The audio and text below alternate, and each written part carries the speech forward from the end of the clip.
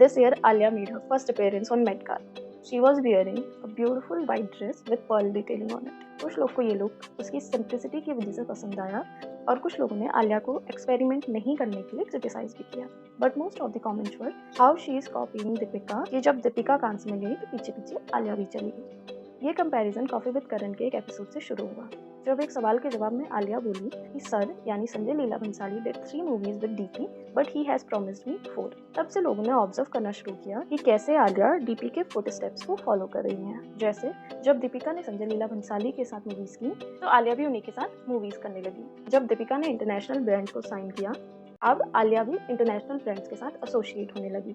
जब दीपिका ने हॉलीवुड में डेब्यू किया तो पीछे पीछे आलिया वहां भी पहुंच गई और वहां भी उसे कॉपी कर लिया. इन दोनों का कंपैरिजन बहुत ही टॉक्सिक और अनफेयर है क्योंकि दोनों एक्ट्रेस की शुरुआत अलग अलग हुई थी.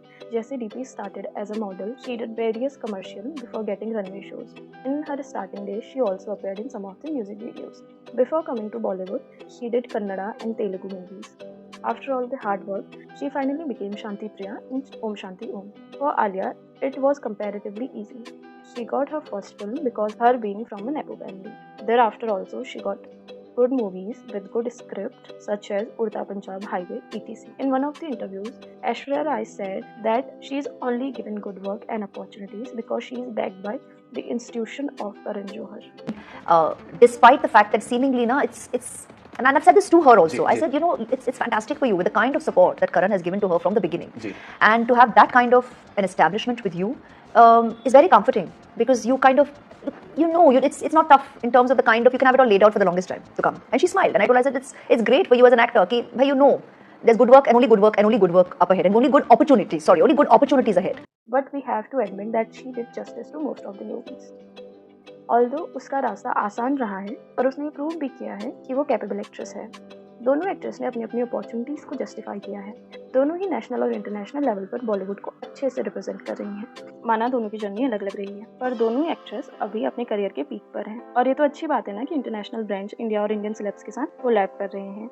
एक तरीके से इससे इंडिया की सॉफ्ट पावर बढ़ेगी जिससे फॉर एग्जांपल साउथ कोरिया में K-pop इंडस्ट्री की वजह से उनकी सॉफ्ट पावर बढ़ी है. अब इंटरनेशनल लेवल पर लोग कोरियंस को फॉलो करते हैं, वहाँ घूमने जाते हैं, वहाँ का कल्चर समझने की कोशिश करते हैं. साथ ही में इससे उनकी कॉस्मेटिक और फैशन इंडस्ट्री भी ग्रो हुई है जिससे फ़ायदा उनकी कंट्री को ही हुआ है. सिमिलरली जब इंडियंस ऐसे स्टेजेस पर जाते हैं तो लोग इंडिया और इंडियन कल्चर के बारे में और ज़्यादा सीखते हैं. It is a wonderful thing for India कि इंटरनेशनल लेवल पे इंडियंस डोमिनेट कर रहे हैं और उसमें आलिया, दीपिका, प्रियंका, अली फजल, इरफान खान, ऐश्वर्या, नसीर सर, धनुष, रणदीप हुड्डा और बहुत सारे ऐसे आर्टिस्ट. हम सबको इन्हें इक्वली इंपॉर्टेंस देना चाहिए और इनको एक्सेप्टेंस और अप्रिशिएशन भी मिलना चाहिए हम लोगों से, पर बिना किसी कंपैरिजन के या बिना दूसरे को नीचा दिखाए. इस बारे में आप क्या सोचते हैं कमेंट्स में बताइए. अगर वीडियो पसंद आई हो तो प्लीज़ लाइक ज़रूर कीजिए और सब्सक्राइब भी कीजिए. Thank you for watching.